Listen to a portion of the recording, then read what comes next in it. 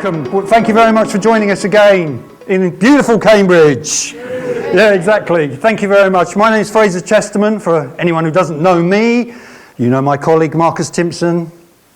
There you go. Thank you to all of you for joining us. It's great to see you here. Welcome to you if you've travelled from far. If you have travelled locally, then it's been easy, hasn't it? Someone just said I walked across the green, so it was really simple. For anyone who doesn't know the team, this was me with hair, actually, and then Marcus, he's still not got much hair. We've got Cindy here. Cindy? Yeah. Caris can't be with us today. She's not very well, unfortunately. Eleanor is with us. And my son Ed is with us. He looks a bit like me. He's got more hair than I have, so that's the good thing. He's here as well. So that's the team, so you know who we are. Listen, thank you very much to all the sponsors that have sponsored us, been involved with us for the whole year. It's been brilliant that you've supported what we do at FuturePrint. Helps to keep the price down on this. Helps to have a really good event that's about the industry and for the industry. So thank you very much. FuturePrint this year, we've had a great year. It's been a super year. Any one of you who follow what we do, you'll know that we do TV, which is 16,000 viewers this year. We do podcasts. Many of you have been on one of our podcasts. But raise your hands if you've done a podcast with us. That's not bad, is it? They've been great, the podcasts. We've got 40,000 readers on the newsletter, 28,000 subscribers. So that's our kind of universe, global universe. 30%, this is amazing. We get a 30% open rate on our newsletter, which is really incredible, actually. It's not because the quality's good, it's just that people like to click on it, don't they? The pictures are good. And then over the events we've done, we've had 300 delegates, so it's been a super year for us. Housekeeping, I just want to let you know a couple of little things we need to tell you. You've seen there's coffee and tea, it's on tap all day. Obviously have a chance to speak to the sponsors if you can. Lunch. You have lunch here both days. If you're here for both days, there's lunch here. And there's a dinner and drinks tonight. So as soon as we finish, we'll be having drinks outside, give you a chance to carry on networking, talking to people. We don't expect a fire drill. We don't expect one. If something happens and there is a fire drill, then we'll open these big doors and you move out through the big doors. So and you go round to the car park area, which is the muster area. So the sliding doors just open up. And as I said, we are filming, so thank you very much for that. Just to put you in the picture for 2024, obviously FuturePrint's going to be busy. We're going to carry on doing lots of activities. We've got some amazing things we're doing next year. We're doing, firstly, in February, we're doing something in the US, which Peter Bergstein, Guy, Archipelago did. This year we went to New York, we're going to go to California, we go to this really big event in California, 25,000 people from the manufacturing world. The idea is to introduce FuturePrint technologies for manufacturing to the manufacturing environment. Both Guy and Peter had really good experience in New York, I believe. Peter? Yeah, it was good, wasn't it? Yeah, it was good. It was good. So we've got another one in California.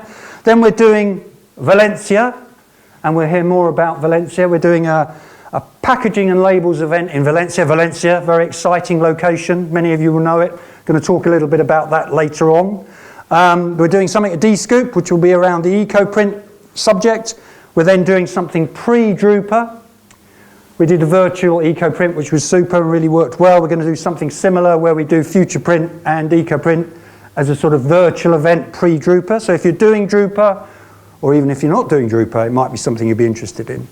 And then, of course, we'll have our EcoPrint Summit in October, and then back here again, same time, same place next year.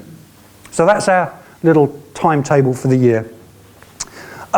Today, great event again. We've got an amazing set of speakers, over 40 speakers. Here are some of my highlights. Dorinda, you're on there. Where are you, Dorinda? There we go. Yes, exactly. So looking forward to today. We've got some great speakers. And actually there's a lot of topics that we don't normally cover. AI is coming up a lot. You'll hear that mentioned quite a lot. So quite interesting to hear what people have to say about AI. I'm going to talk a little bit about Valencia as well. and the ceramics and corrugated market there, so that'll be interesting. We've got some great keynotes talking much more about innovation and ideas, and yeah, it's going to be a great day. And there's the schedule. We've kicked off. I don't think anyone needs to worry too much about the timetable, but basically there will be lunch, there will be breaks, there will be coffee, and we finish tomorrow at 3:30. Okay? So this is really, as an event, about creating your future. And before we kick off, I just want to remind us that the world is looking a bit like this, isn't it? It's a bit stormy at the moment. Anyone feel it's a little bit stormy out there? Yep, good. 1, 2 hands. It's a little bit stormy, isn't it? We've had COVID, we've got political instability, we've got war. It's a bit of a nightmare, really. This is probably, for us, one of the most challenging times that we've had in our careers, I would say.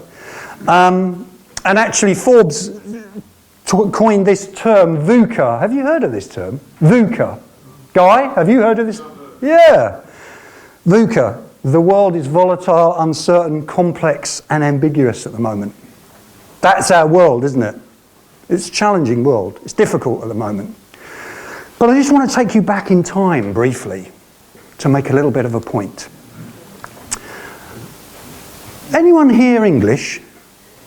Just raise your hands. Yeah. So how good are you on your English history? What happened in 1666? To be honest with you, if you're not English and you know what happened in England in 1666, you get bonus points. What happened in 1666 in England? So who said? Fire of London. The Great Fire of London. Did anyone know that? We had this really bad fire in London. The year before, in 1665, what happened then? The Great Plague. So in 1666, we had this horrific fire. Burnt large swathes of London, destroyed the infrastructure, destroyed the financial hub of London, of England at the time.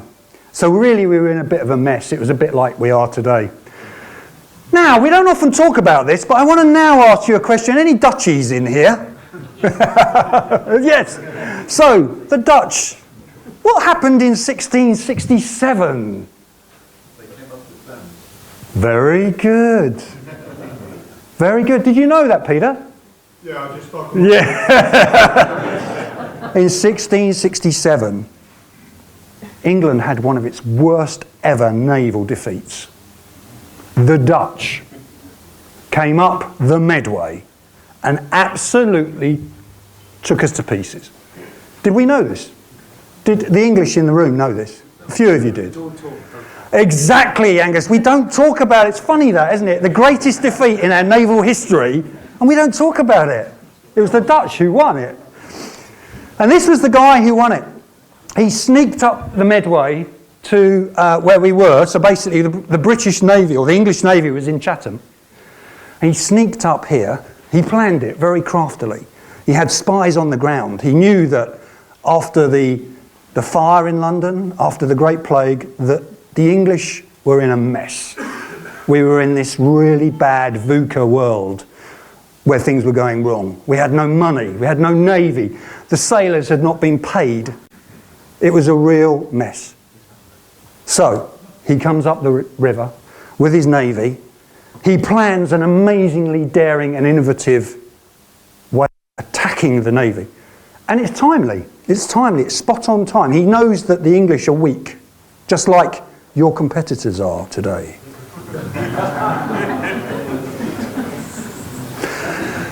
He has market intelligence. He knows what's going on down the ground. He's able to spot the opportunity.